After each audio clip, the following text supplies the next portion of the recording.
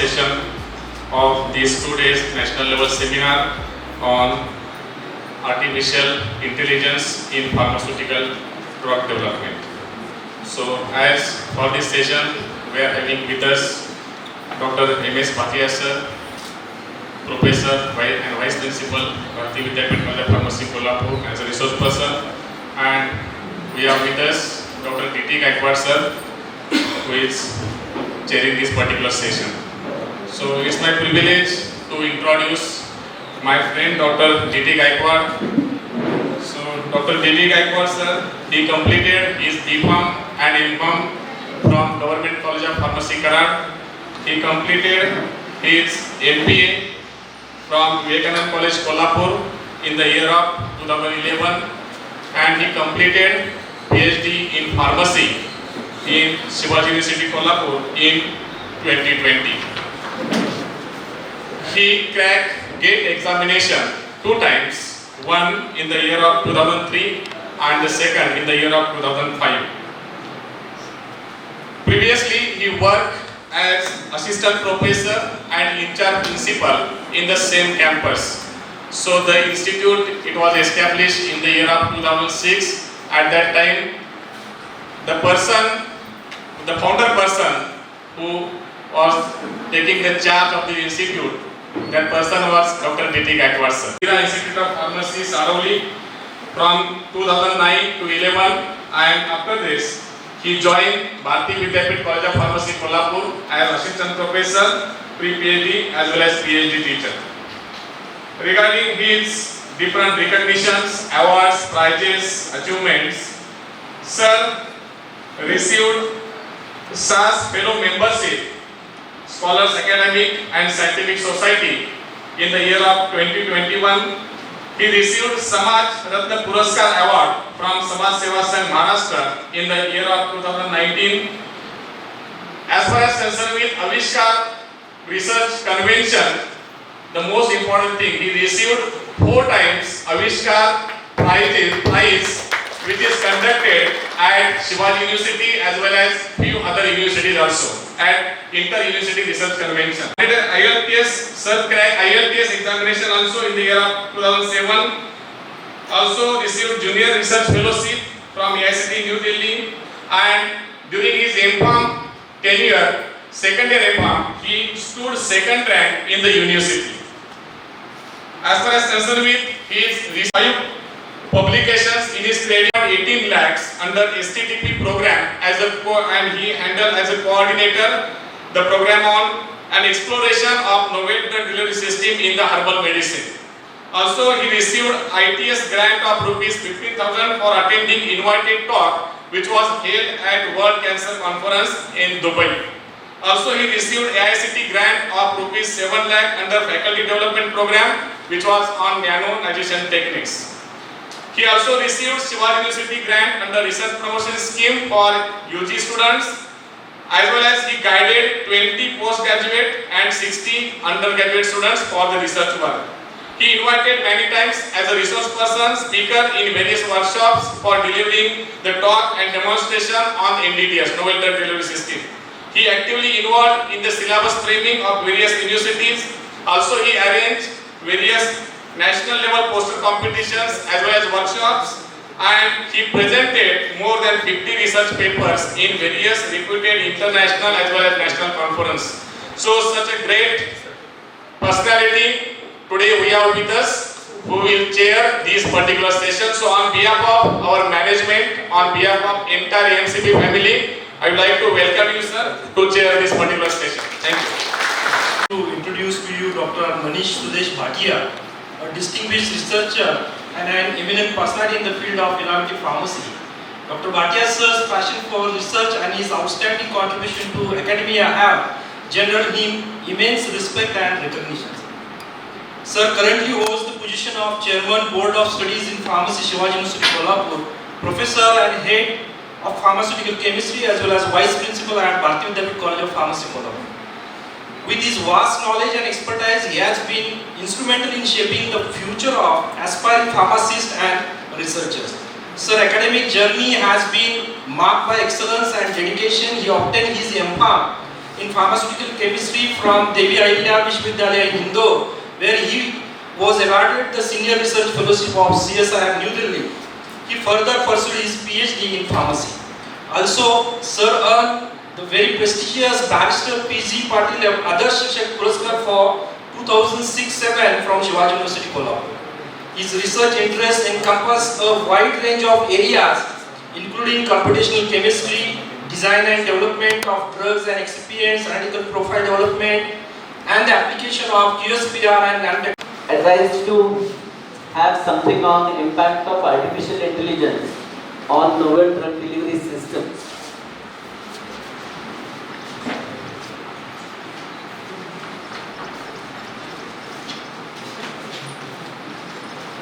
So what is artificial intelligence?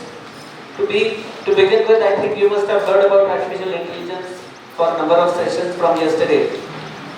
So all that we try to think today, that computers started when we ended our education. So the computational sciences came into existence in India the year in which I completed my PhD. So computer was a new thing for me. So earlier whatever a computer could do was supposed to be artificial intelligence, because earlier we were not aware of this type of a machine which could think on the basis of data provided to it and provide us solutions. Those may be mathematical, those may be based on reasonings that are already inculcated into its algorithm. So here we are talking of making computers think today.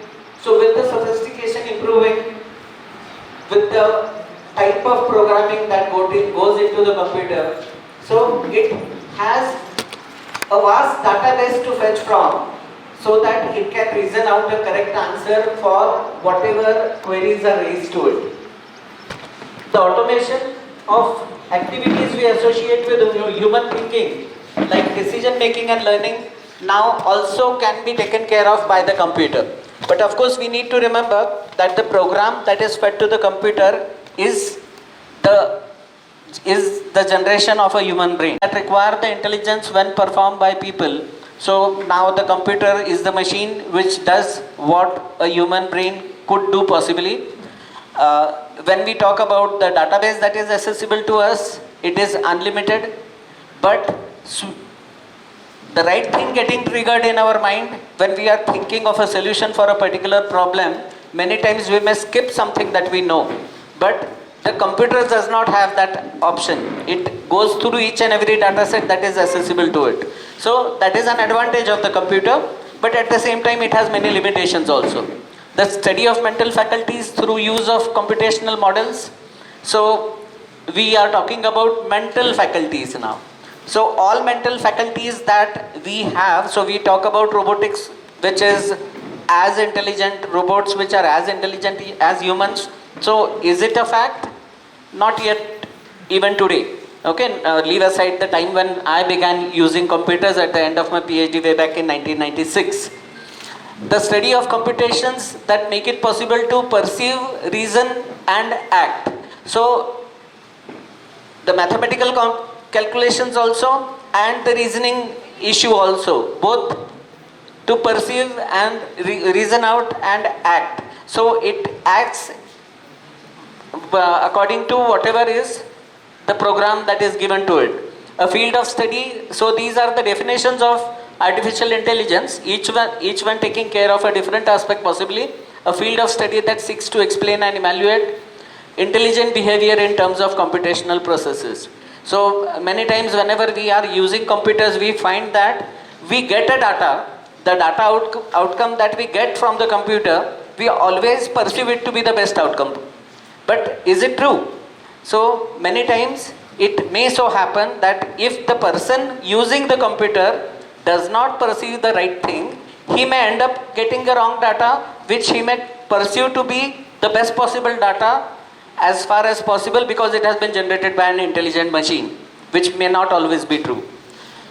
The branch of computer science that is concerned with automation of intelligent behavior, anything in computing science that we have not thought of till date. Okay, because this is something which is evolving and it will go on. So we have talked about a number of definitions, but the list does not stop here.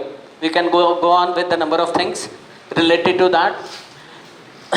So whenever we are talking about artificial intelligence, it is system that acts like humans. So we are making the computer act like human. System that thinks like humans, system that think rationally, and system that act rationally. The rationality being decided by the data set already provided to the computer. So that's always going to be a limitation. So for a particular job, the computer may be more intelligent than a human, but overall you will always need a intelligent brain to assess whether the outcome is good enough or not. So I think we have a general introduction of whatever gets into artificial intelligence. You must have heard a lot about it. So I'm just going to run through a certain of these slides, which are basics of artificial intelligence that each one of us need to know about, so that whenever we are using a machine to do a job that otherwise used to require dozens of pages to calculate all those things and then interpret the data based on which you used to draw conclusions. But nowadays this does not happen, because you don't need that paper. You keep on giving inputs and getting outputs from the program that is working in a intelligent machine, possibly intelligent machine. And that's what. So what is the philosophy of artificial intelligence? The study of human intelligence began with no formal expression. That was the beginning. Okay, today the expression part has also been taken care of. Initiate the idea of mind as a machine and its internal operations. So that is what artificial intelligence was supposed to be. It is far beyond that today. So mathematics, of course, is required, because all quantitative decisions require the computer also to analyze everything mathematically. And of course, most of the pharma students, as I have heard today, at my times, maths, biology, physics, chemistry, everything were compulsory subjects. Today, pharmacy students cannot have maths at their 12th level and still they can become pharmacy graduates. So that is a very shocking thing to happen to pharmacy, because that has limited our utility to the pharma profession. Because whenever we are talking about artificial intelligence, whenever we are talking about the digital technology, unless and until you are well versed with the mathematics component of it, you almost are having limitations of judging whether the outcome that has been generated by the machine is the right thing to have happen to the conclusion of a particular project. So this is one thing that all of us can decide today. I am presuming that most of you are PG students, so all of us should think of taking it as an elective subject. There are so many online courses available to us, so and completing everything that used to be maths, algebra, biostatistics, and all these components should be a part and parcel of whatever data you carry in your brain when you are acting as a professional pharmacist. So I will not go into each and every component of it. So we talk about mathematics formalizes the three main areas of computation, logic, and probability. So probability is something that leads us to choose between two things, and finally, based on that probability calculations, many times we arrive at a conclusion, and unless and until you yourself are well versed with the probability theories and the ways of addressing these problems mathematically, you cannot expect the machine, you cannot judge the machine that is providing you the outcome. So the psychology, foundation of AI, how do humans think and act? Can the computer replicate that? The study of human reasoning and acting provides reasoning models for AI. So provide reasoning models means the models are the programs that we feed into it.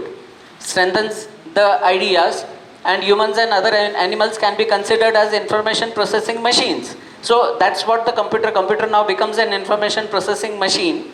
Quantitative data, the qualitative data, and all of it based on a fixed set of rules that are fed to the machine. So the computer engineering part of it, how to build an efficient computer, provide the artifacts that make AI applications possible. So providing Artifacts means error-free processes that it will be getting into. So algorithms are a set of processes when sequentially followed will generate the desired response. So that sequentially followed algorithmic processes that all of you who have at least read something about computers, all of you have computer applications as a subject, so everybody understands what's an algorithm. So if that is done, then we get this kind of an outcome. The power of computers makes computation of large and difficult problems more easily. So difficult problems I am not certain about, but at least large, whenever the database is large, then you need a computer assistance to sort out the relevant data so that you can act on the significant data that is left over. Artificial intelligence also contributed its own work to computer science, including the sharing the linked list data type, OOP, etc. So we will be talking about such details of engineering related to computers. Need not talk about those details. Control theory and cybernetics. So I think most of you are aware about how artifacts operate under the defined controls, how it controls the flow of data, how it assembles the flow of data, and how it generates a response out of it. And it is not only limited to linear systems but also other problems. So whenever we talk about anything quantitative, so the response always need not be linear. Nowadays, the linguistic part of it is also critically important, because when we are talking about democratization of data all over the world. So whatever earlier used to be restricted to a few nations, few developed nations, now the whole data set, the full protein database data bank is available to each one of us. All the chemical molecules synthesized anywhere in the world, the data set is available to all of us. So if all this data set has been made available to each one of us, whether you have contributed in terms of time or money to the generation of that data set, now all of us get that available to each one of us. So what is it? It is democratization of pharma research, as we are concerned with the pharma domain, all research for that matter. So all that data, when it is made available to each one of us, can you put it to use so that we generate the necessary outcomes? So how does democratization become possible? When you have countries which are far ahead of us in research, like Germany, where they don't generate data in English. We have China, which does not generate data in English. So all these countries, they want, you have to have the language barrier removed. And who does that for you? The computer, the artificial intelligence domain of the computer does that for you, so that all the data in whatever language it is generated, it gets available to you in English if you want it, if in Chinese if you want it, and all this data is made available. So that's why this artificial intelligence component needs to take into account the linguistic option of it. So of course these advantages and limitations of artificial intelligence, though it is more powerful, more useful, computers can be generated, new and improved interfaces being made available, solving new problems, better handling of information, relieves information overload, conversion of information into knowledge. So the difference between information and knowledge. So nowadays I personally always tell my students that don't keep on accumulating information in your mind. Use your brains only to use that information. You should learn to use that information. Memorizing the name of 10 scientists who did A, B, C and D of a very big research problem, you need not memorize any name. You should be aware what was the first step, what was the consequent step, and what was the ultimate step in that process of generating a reasonably, logically solved problem. And that's what we mean to say, conversion of information into knowledge. Disadvantages, of course, a heavy cost goes into it. For nation like ours, we do not afford that, but at the end of this presentation you will find that we are not lagging behind in this domain too. So whatever is happening in Asia in the domain of artificial intelligence, Indians are contributing a lot, not only from being seated in US, but being seated in India also they are contributing a lot. Difficulty with software development, slow and expensive process, few experienced programmers. When we talk about few experienced programmers, you have a lot of programmers.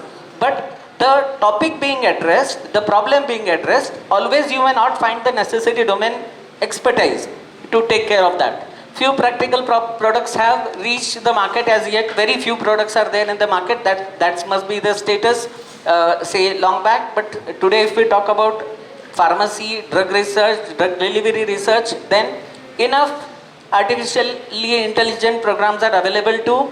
Artificial intelligence is available to all of us to work on computers and get a reasonable solution for all research problems. So that is something that I have framed. So what is artificial intelligence with respect to pharma research?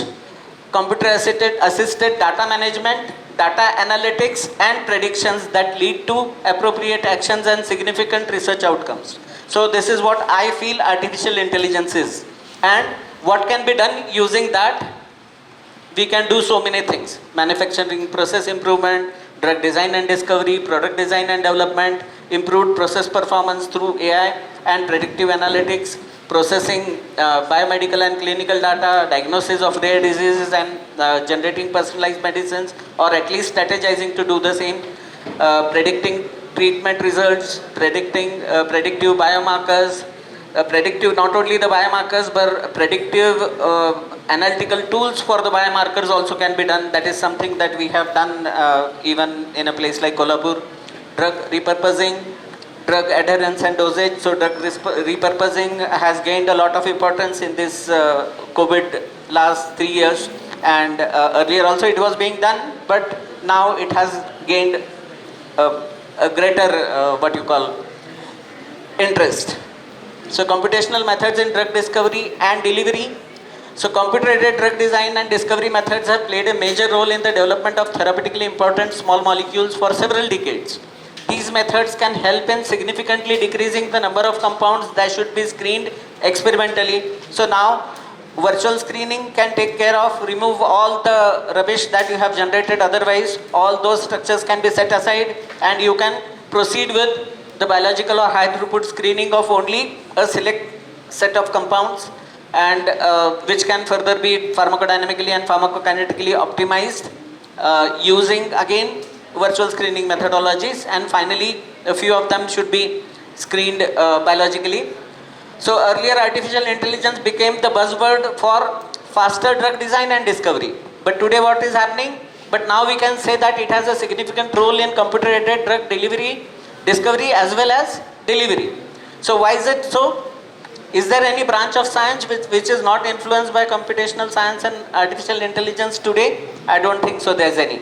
But why this change has occurred?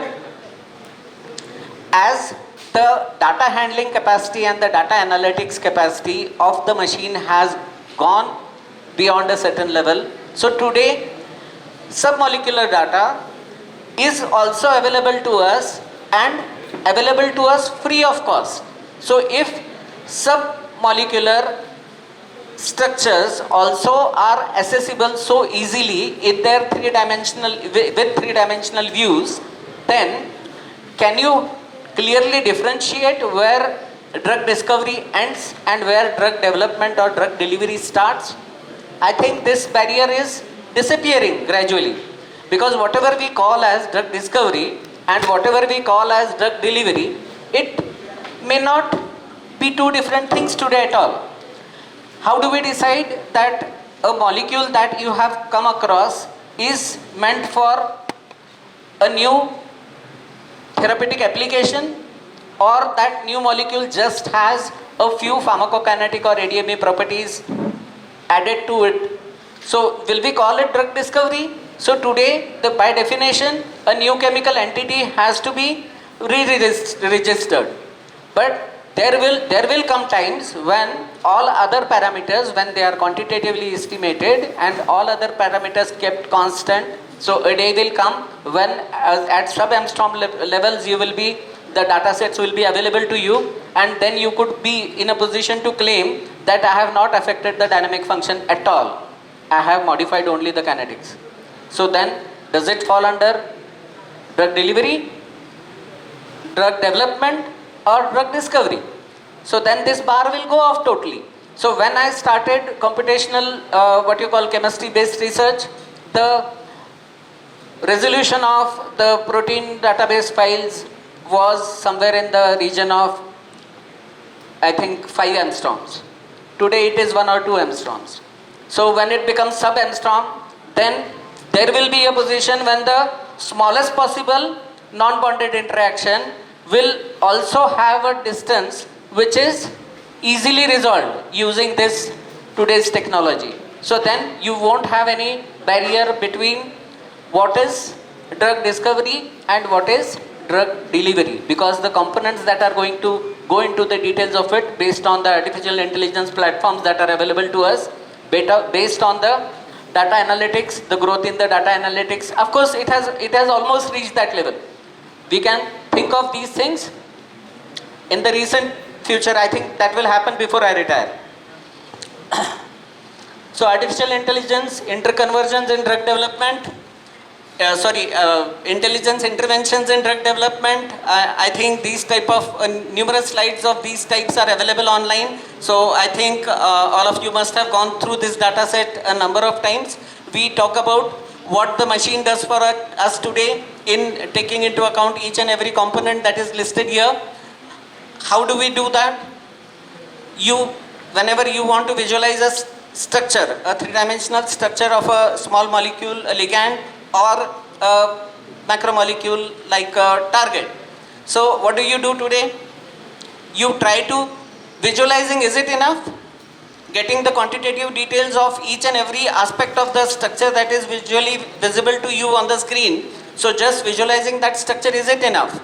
The modeling is not enough. You need to go into details of every nook and corner of the structure to find out what exactly we are expected to study out of it, map those distances, map the possible type of interactions that are possible in that domain, and then arrive at a conclusion that this will be the scaffold that I need to use for interaction with this particular macromolecular domain.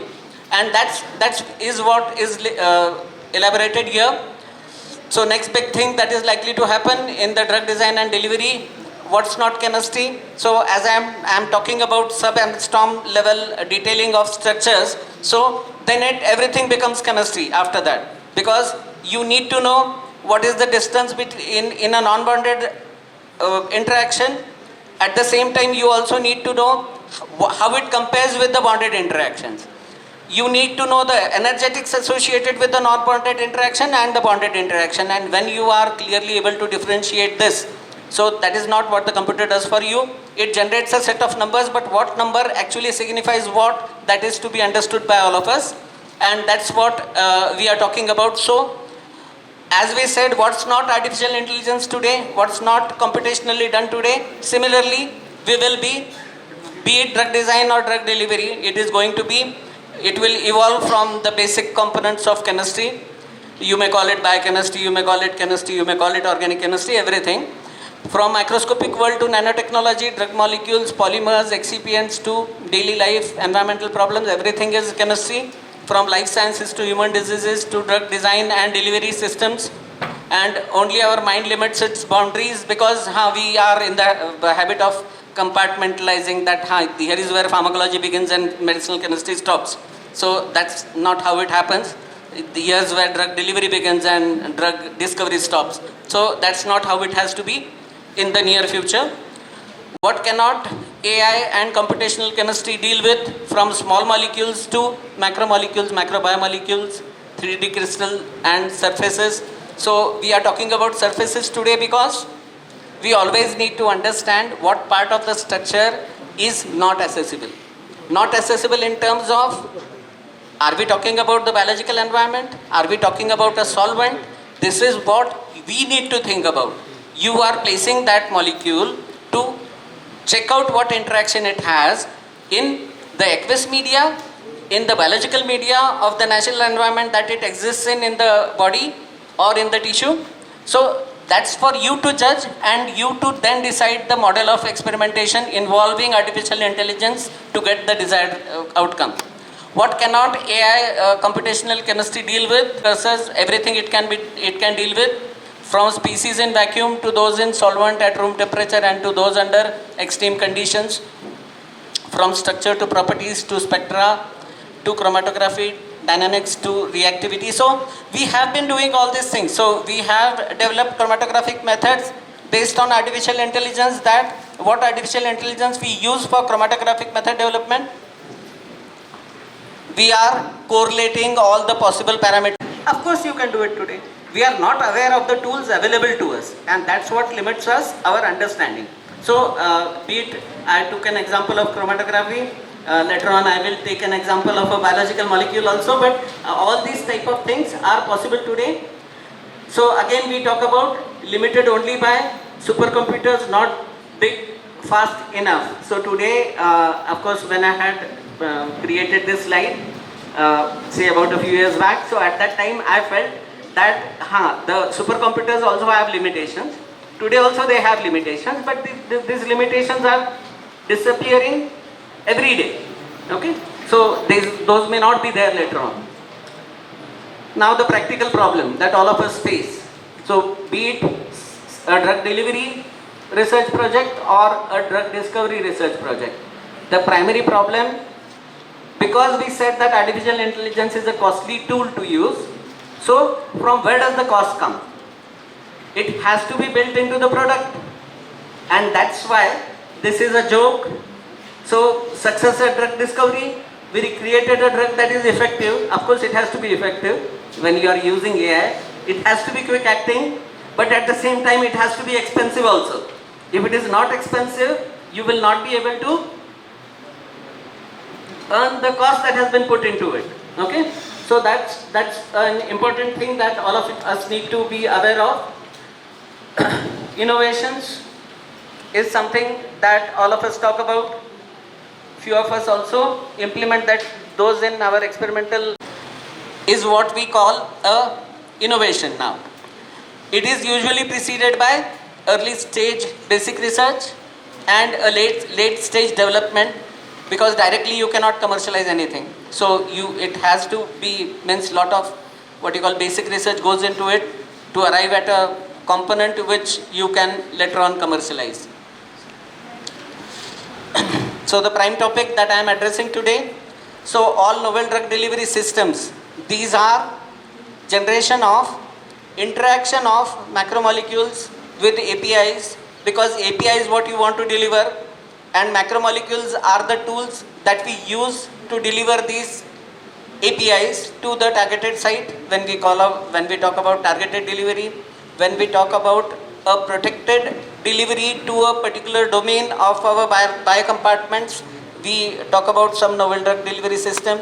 So the commonly used what you call drug delivery systems which are called novel, all of these have been studied for more than a decade, but still they are called novel.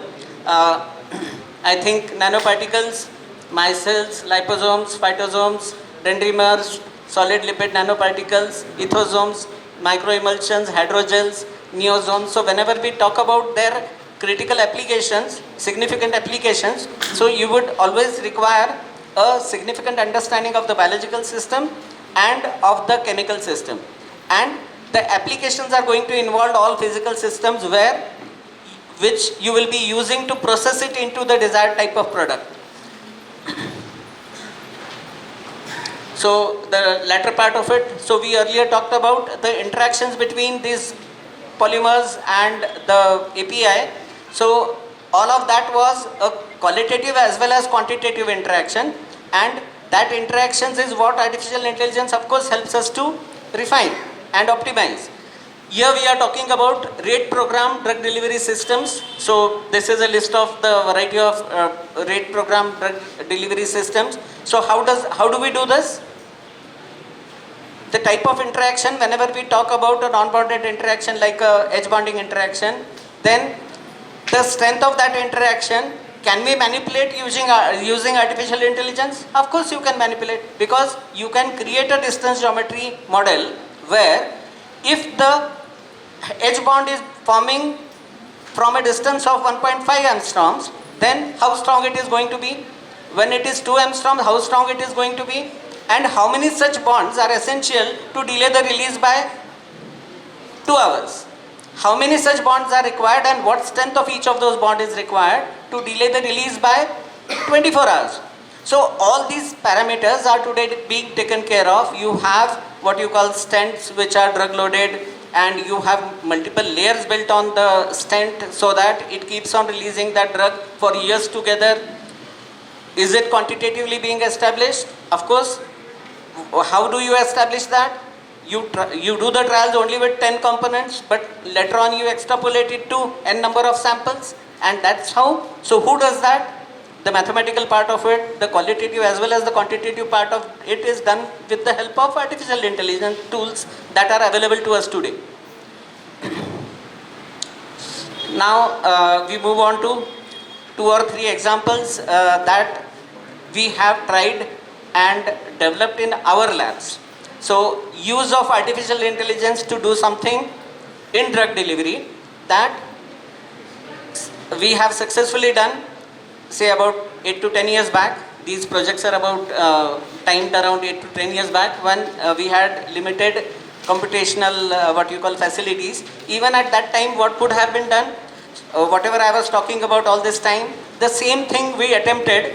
So we developed structure property relationship, quantitative structure property relationship model, intelligence tools to whatever extent you want. Because what do you call a neutral drug? So the answer that we get is very vague. Either it has equal number of basic species and equal number of acidic species, that is also neutral. If it has no ionizable species in its structure, it is also neutral. Can both these things be handled similarly? Not at all.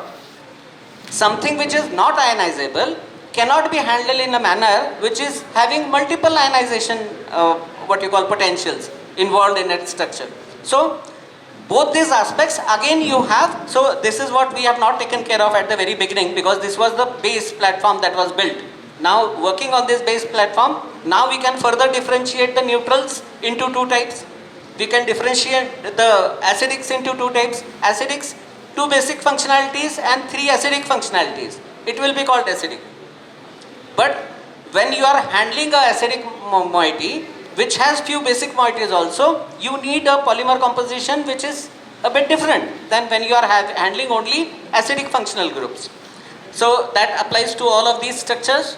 So that's what we had thought about when we began with this work. So the rationale that what's the time? 4:50. 4:10. Okay. I have at least half an hour more. Okay. So what was the rationale here? Analyzing the structure of all possible polymers that you use in formulation development. How many are those? Are they hundreds? No, a few tens of them. So all few tens of them, if you can map them digitally, if you can model them digitally, and you can explore all the physicochemical, all the structural properties associated with it digitally, then this platform can be used to study all possible interactions with each and every type of small molecule. So if it is an acidic drug, what do you study? If it is a basic drug, what do you study? We are talking about a monoacidic functionality drug to begin with. So we began with ibuprofen. So if we are able to address ibuprofen, we should be able to address the more complex structures also. So we began with addressing ibuprofen. So what did we end up with?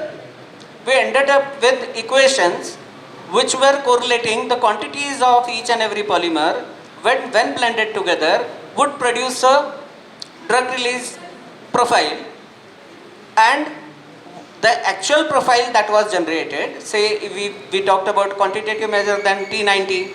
So T90 that was actually observed, and the one that our model has generated, in 8 out of 10 cases it was exactly the same. In 20% of the cases it was deviating not more than 10%. So if this is possible with 10-year back available computational what you call infrastructure, today even better outcomes are possible. And how did we do that? So we began with, we knew that these are the general considerations that a variety of excipients are manufactured by, but because the lobby of excipient what you call suppliers. It is so strong that even if new excipients come into practice, those cannot enter the market. Because getting a particular type of excipient, but a particular class of excipient, there are monopolies of variety of producers. And taking that into account, why can't we, so we were talking only about testing whatever polymers are available and using a acidic drug like ibuprofen to demonstrate that this technology works, artificial intelligence works in designing a composition which will have a desired release profile or solubility profile. Later on we also thought of why can't we modify the polymer slightly so that we get 100% what we want, because the polymer, all the variety of polymers that are available to you may be missing on one or the other component out of those n number of parameters you use to correlate with the desired release profile. So if one of those parameters that you are finding is not suiting your requirements, you can try to modify. So that chemical modifications also are possible with the polymers. So not necessary to modify and analyze each and every structure because each one has been modeled into a computational structure and all the possible parameters related to it can be studied. Prediction methodologies. So predict properties, the properties that you are targeting. If you are targeting solubility, go for it. If you are targeting release profile, go for it. Each and every component can be associated with a different set of what you call physicochemical and structural properties of the polymers. So structural formula predetermines the physical, chemical and biological properties. So this is something that was our hypothesis, you can call that, and of course it is a fact, but we can also presume it to be the hypothesis when you are beginning with this work. So QSP are predictive models correlating structural and physicochemical properties with descriptors representative of the molecular structure using statistical regression techniques. Okay, so we use very basic statistical multiple linear regression models for demonstrating this. Select most appropriate set of excipients with respect to the active pharmaceutical ingredient. Of course, as I said, that not everything is done by the computers. You have to put in your brains to decide this particular component, that what type of structure will require what type of excipients, otherwise it won't be released also. So, or it may be released too early. Positively affect the pharmacoeconomics of the drug. Of course, this is the outcome. So, it need not be taken care of right when you are designing the work. Selection of proper polymer systems, release of drugs from its dosage form. So, usually you talked about a BCS class 2 drug, dissolution rate is the limiting step as it is with ibuprofen. Ibuprofen is it one of the most successful drugs in the last, I think, more than 4 or 5 decades? Nobody is affirmative about it. It is one of the most successful drugs. But how many formulation development projects have been done on it? With no formulation development product being generated out of it, still it was the most successful drug. Then why have we tried to develop so many variety of formulations of ibuprofen? Even the basic tablet of ibuprofen 400 mg or 200 mg, it works well. Safest amongst the NSAIDs, most prescribed amongst the NSAIDs. There was a time when diclofenac sodium prescriptions had gone above ibuprofen, but today again it has changed. Though diclofenac has a higher potency, it has a dosage of 50 milligrams, still 200 and 400 ibuprofen tablets, they sell in what you call 20, each and every what you call blister pack has about 20 tablets in it, and still it sells. What must be the reason? म्हणजे हे सगळं करायची गरज नाही आहे. Yes? So we talked about the other component also, that unless and until you increase the cost of that product, all the efforts that you have put into your research will not matter. Nobody will fund your project. So that's what also goes into this research. But here we are trying to, ibuprofen is a sample that we have taken because it is less complex. Less complex with a single functional acidic group. Okay, so that's what was the intention, but at the same time we should be aware of the practical importance, the commercial importance of these type of studies. So, dissolution is the rate limiting step for ibuprofen. Powerful predictive models, understanding of relationships between the system components, active compound, and the molecular parameters required by the model. Acceleration of early stage formulation development. So, this is what happens with, say, once a model is developed for a molecule which contains one COH group. Can you use it for all other molecules also? Because it is a mathematical model which has 2, 3, or say up to 5 parameters which quantitatively correlate with the release profile. If you have that model with you, then you can predict the composition of any other formulation which is of similar type. So if this is possible, then why keep on going for number of trials, mix in 1:2:3 proportion, then mix into 1:4:3 proportion, and try all of them out for a definite release profile, when you can predict 90% release in 6 hours using a mathematical model. You can directly do that, and that's what we intended to do using this work. Scope of the proposed study. So I think I will skip all these things. We'll directly go to the primary composition that we are talking about.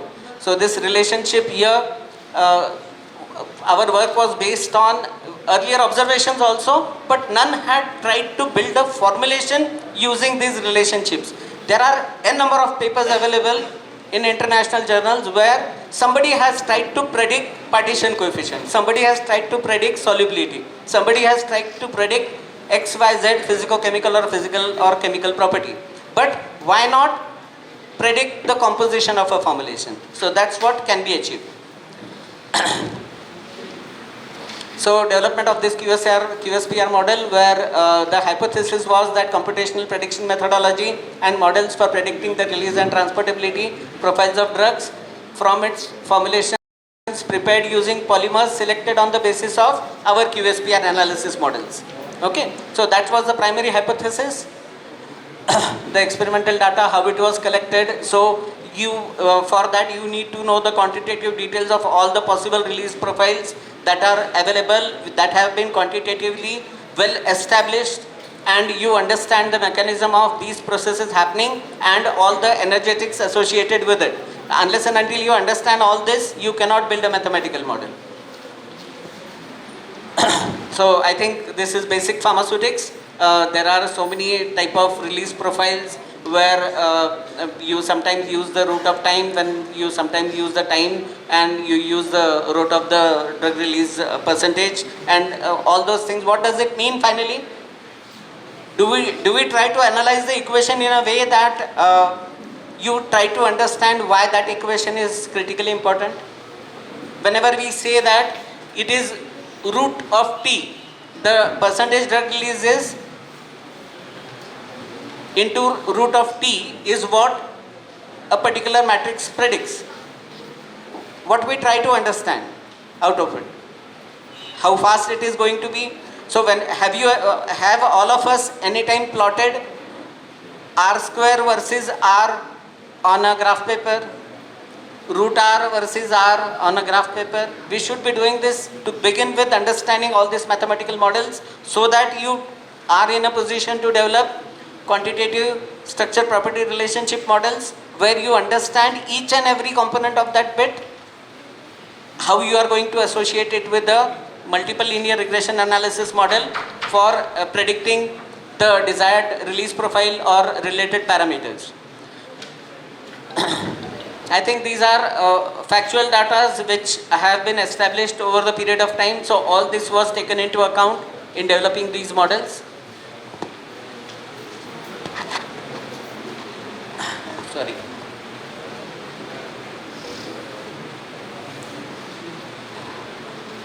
So what was the primary hypothesis? That molecular properties are function of molecular structure, and the molecular properties here we are talking about are the physico-chemical descriptors.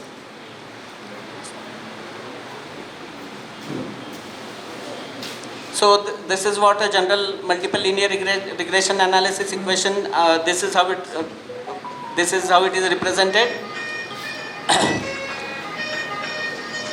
The software programs that were used for doing this at that time was VLife MDS, Dragon, Codesa, OSS, and for statistical software programming, MATLAB, GraphPad, etc., etc.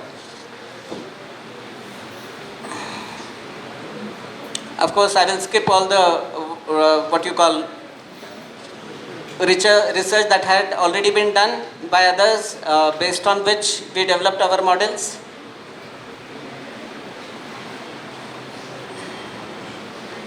So today, the drug delivery artificial intelligence domains that remain today are, the current scenario is that not discovery of new chemical entity but development by modification of the physico-chemical properties. So if this is what is happening today, then the most desirable component of research should be quantitative structure property relationship based product design. Not necessary to modify and analyze each structure. Use predictive methodology that is based on QSPR to predict the properties quantitatively from the structure. So that's what should be happening. Some isolated reports of physico-chemical properties of excipients, polymers or classes being correlated to structure property relationships. That's what I said earlier. But systematic QSPR database of polymers not today available. Even today it's not available. Creating such data set avoids repetitive experimentation, that is formulation design and compositions, and could be predicted based on the QSPR models that you generate. Already relationships developed between drug descriptor and release or transportability, whatever, you can apply the same, a different QSPR model for transportability or for permeation also. But QSPR model based on polymeric properties of predicting release, transportability, not developed yet. Hence, present research addresses the development and validation of predictive models for formulation design. And where both components have been correlated, the what you call release profile as well as the transportability, which is across membrane barrier. As no work is reported previously, quantitative influence of polymeric properties on formulation parameters. This project available as a platform for future studies on QSPR.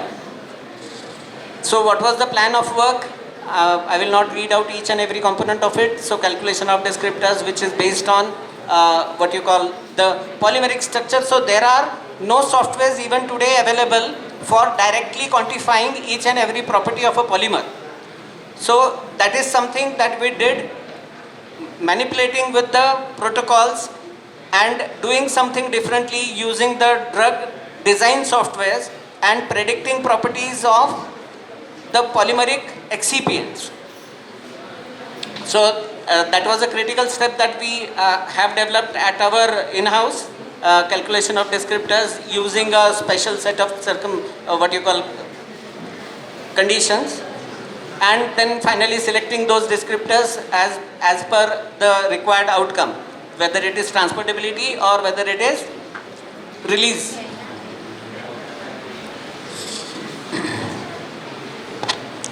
So here we have listed all the type of acidic, basic and neutral category drugs that we have used. So we used a plot of time in identifying a neutral category where, because neutral categories without a NH2 and without a COH not easily available. Okay, so still we could get a drug which was having multiple CONH2 groups, either cyclic or aliphatic, and all of them rendered neutrality to the molecule. So 9 batches were developed and all those things. I'm not, because that is a general part of research that each one of you are doing.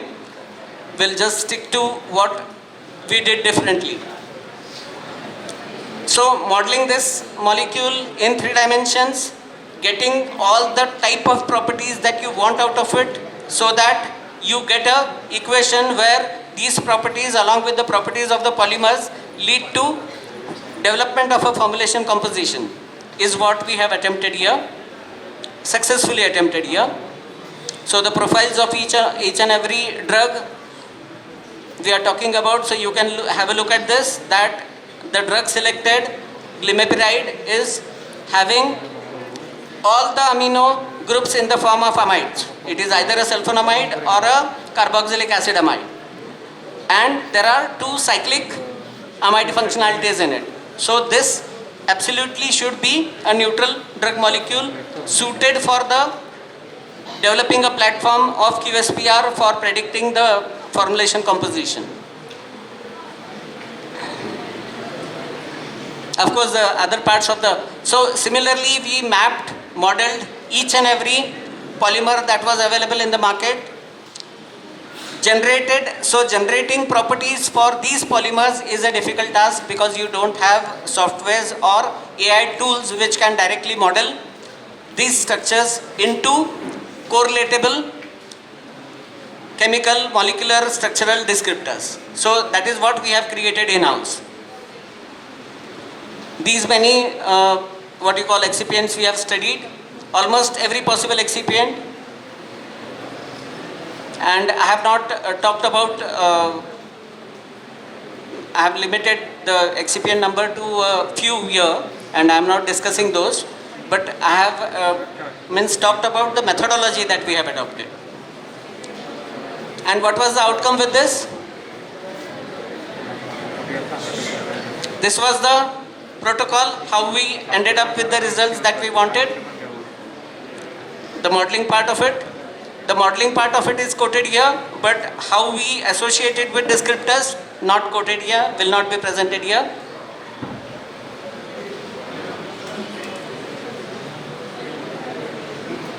The release profiles that we got, so I think that's not something very new that you are observing, but the best part of it is how little, so these are the models, the quantitative for hardness, you can get whatever hardness you want by filling in the appropriate numbers and solving these equations. For friability you are getting, so all the significant parameters related to a solid dosage form have been addressed here.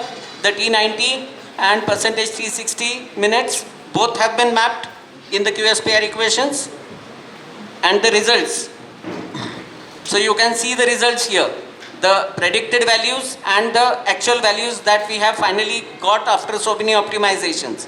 So in most number of cases you will find that we have attained a accuracy of more than 90% in the predictions with respect to the actually observed values for those formulation sets. And I have given here a representative example of ibuprofen. We have achieved this with all three types of drugs. Of course, the structures were basic. The neutral structure was not basic, it was very complex, but still we could attain the similar level of accuracy in that also. I think the significant parameters which actually contributed to the, so getting these parameters for the drug molecule is very easy. All drug design softwares give them to you, but getting these parameters for polymers is not an easy task. So for glipizide, we had a similar outcome.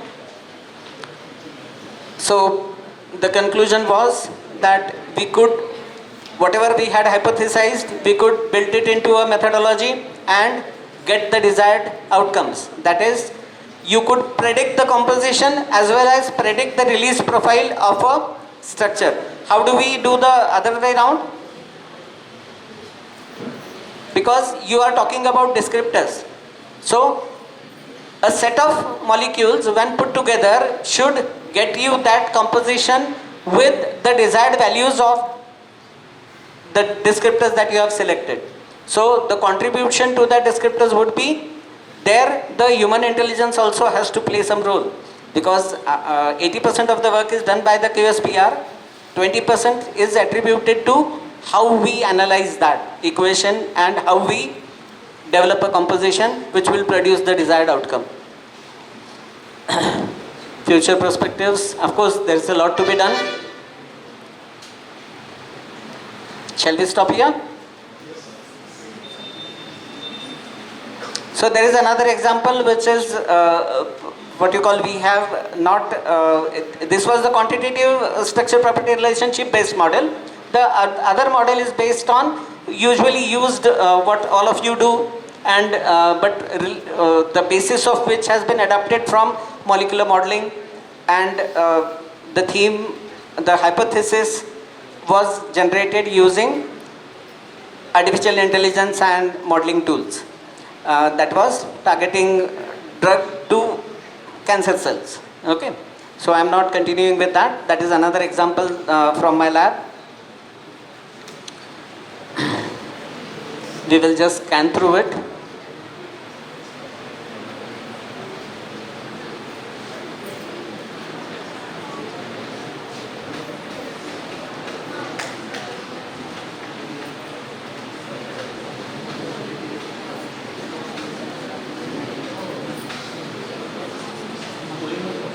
So this is something very interesting, I think, but is it visible?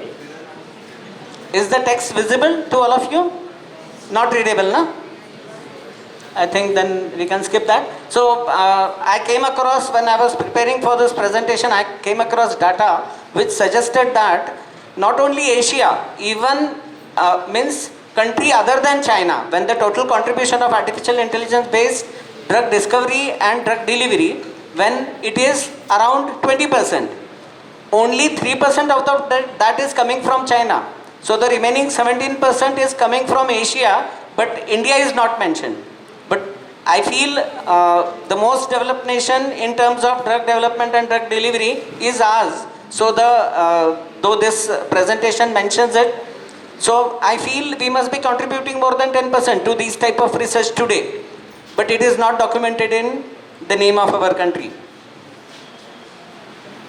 Sorry.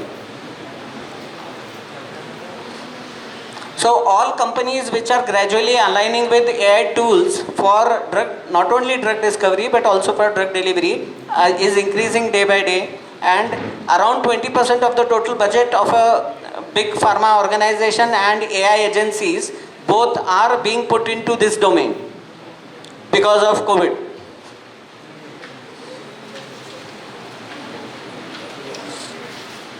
This is what I meant here, that Asia is contributing 8.4%, China is contributing 2.5%. Okay, in terms of regional contributions. Whenever we talk about investors, leave aside, we are not concerned about investors.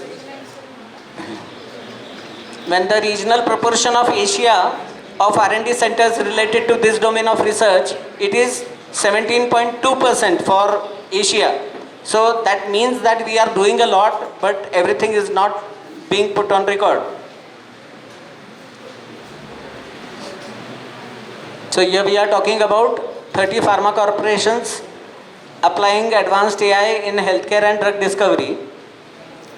So 23%, of course, for everything US has more than 50% of the share, but we are not far behind. And I think today these many domains of artificial intelligence are easily accessible to all of us. And even at our academic institutions, we should be able to take care of at least some of these responsibilities. The investments in what you call drug discovery and drug delivery is going up continuously. So more and more of you students should be taking up AI and computational tools for not only drug discovery but also for drug delivery. I think with this, I am thankful to the management, principal and staff and students of Ashok Rao Mane College of Pharmacy, and I am also thankful to all patient listeners. Thank you all of you. What you need to know is how you apply mathematical models, how you understand statistics and biostatistics. Once you understand those, then you need a person who works in novel drug delivery systems to tell you that how you are going to correlate these two components. You have to be very good at what? Statistics. Yes.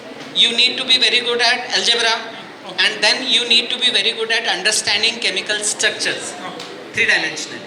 Only three things. So all these three things can be independently taken care of by a small course online where you can understand these three components thoroughly.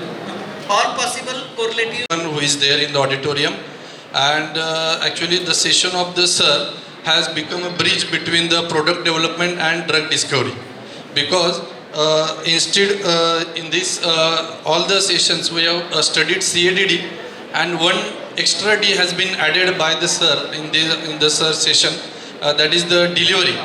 So is it important for medicinal chemist, instead of focusing on the QSAR, actually everyone is going to focus on the QSAR properties of the drugs. Now with this session we have studied that we have to more focus on the QSPR properties of the drug, and QSPR based drug design approach. Actually this session has gone success for everyone. My question is that is it important for medicinal chemists to instead only work on the QSAR? QSPR is also important, because QSPR is the one which is related to the delivery of the drug candidate. Thank you, sir. Good evening, everyone. So today we had the privilege of hosting Dr. Manish Bhatia sir, who is an esteemed researcher expert in artificial intelligence. In his talk, sir has shared valuable insights on the impact of power of artificial intelligence in novel drug delivery system. Sir has highlighted several key points such as what is intelligence, what is AI, what is foundation of AI, computational methods in drug discovery and delivery, the QSPR and the QSPR modeling also with his case study.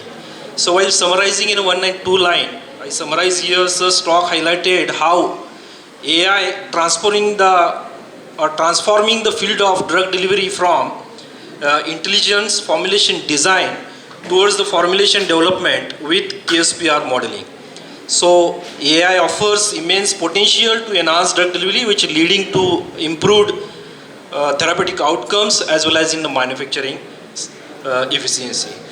With this, I give enormous respect and thanks to sir for such a valuable and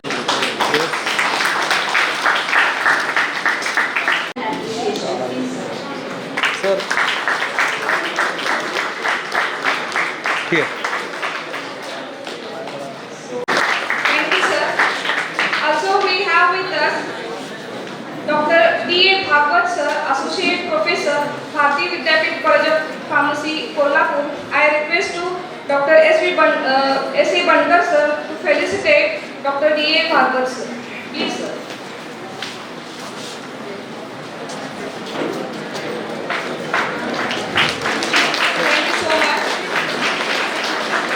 Also, we have with us Mr. Shashank Ravre, sir, who is a group leader, FMD, Hetero Lab Limited. I requested to Dr. B.V. Udugre, sir, to felicitate Mr. Shashank Ravre, sir.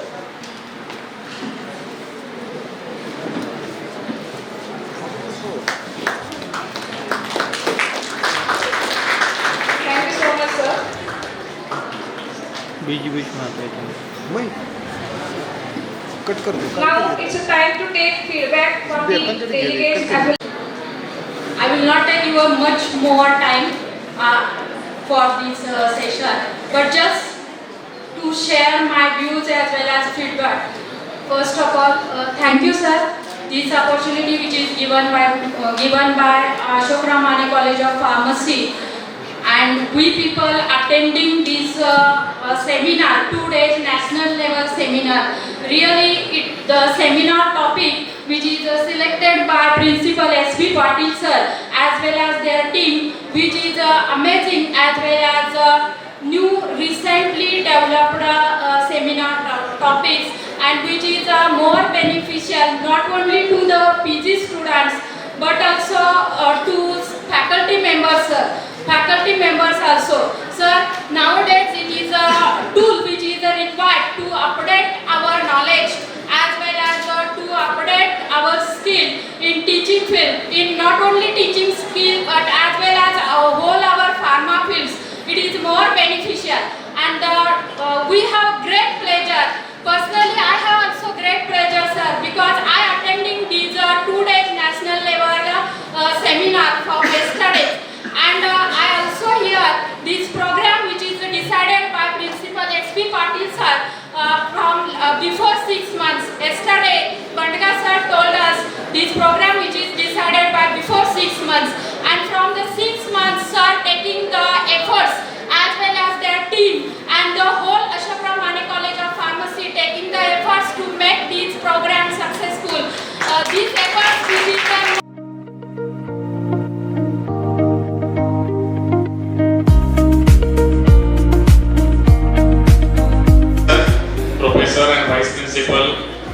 Bharati Vidyapeeth College of Pharmacy, Kolhapur. Dr. D.R. Jadge sir, Principal, Women's College of Pharmacy, Petwadgaon. Dr. N.B. Chaubole sir, Principal, AMIT, Ambab. Dr. D.L. Patil sir, Senior Manager, Serum Institute, Pune. Dr. S.V. Patil sir, Principal, AMCP, Petwadgaon. Dr. D.A. Bhagwat sir, Associate Professor, Bharati Vidyapeeth, Kolhapur. Shashank Zambre sir, Dr. Udubde sir, all the faculty members and dear delegates. So, I know you all are waiting for prize distribution. The winners and donors of poster presentation competition. As total 4 evaluators were there, those who evaluated all the posters. So, as you know, the 2 categories were finalized, one under PG and PhD scholar and the second category faculty. And in each category we decided to declare 2 prizes, winner and runner. But as per the decision which is taken by evaluator, so they decided to declare 3 prizes in the PG and PhD scholar. Don't know the reason, but they finalized the 3 prizes under PG and PhD scholar and 2 under the faculty. So for this declaration, I request all the dignitaries, one by one you declare the particular prizes. So first, runner-up prize under the faculty, I request Dr. D.R. Jadge sir, Principal, WCOP, Petwadgaon. Sir, you please declare the prize of runner-up under faculty. Vidya Kakade hey IMPS आहे.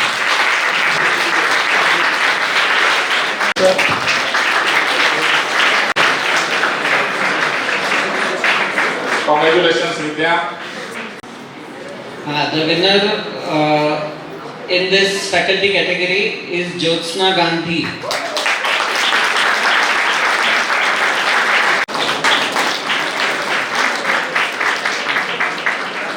And PhD scholar category. So 3 prizes were there. First, runner-up prize. I request Dr. N.B. Chaubole sir to declare the runner-up prize.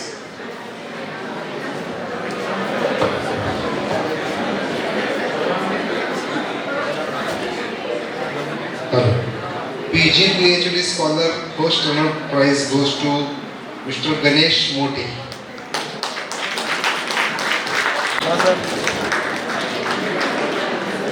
Yes. Thank you. म्हणून म्हणतो घे जाऊ. Praveen Dighe.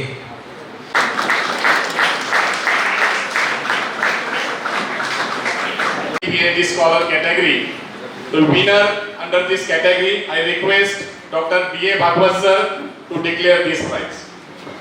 So winner from PG PhD scholar category, Swapnil Patil, KLE College of Pharmacy, Belgaum.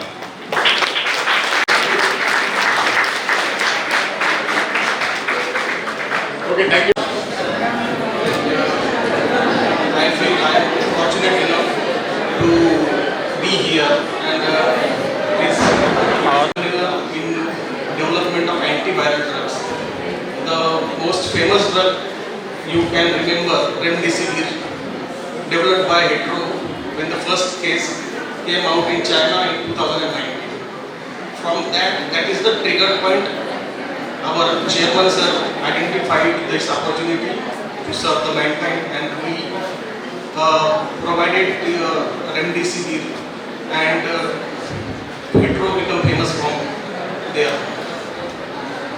Currently, we are engaged in development of oral contraceptives. That is the new section portfolio we have developed, and currently I am working in that portfolio.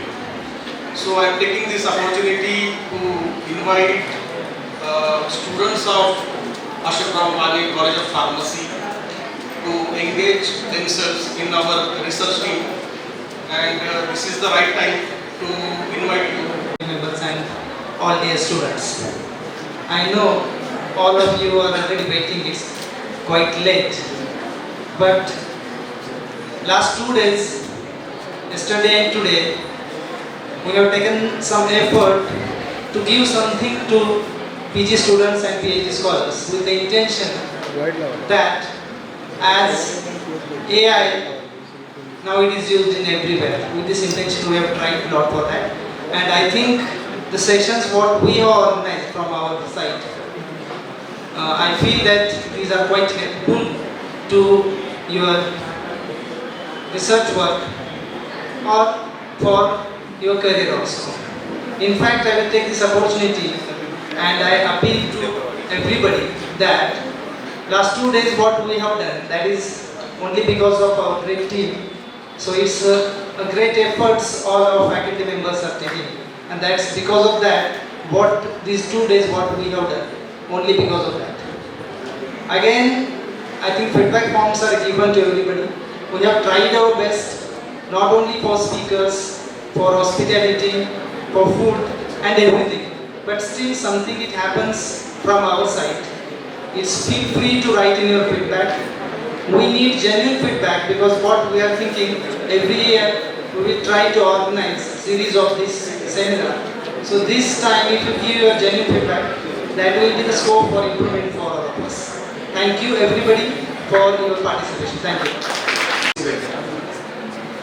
First and foremost, I would like to express my gratitude and appreciation to Professor Dr.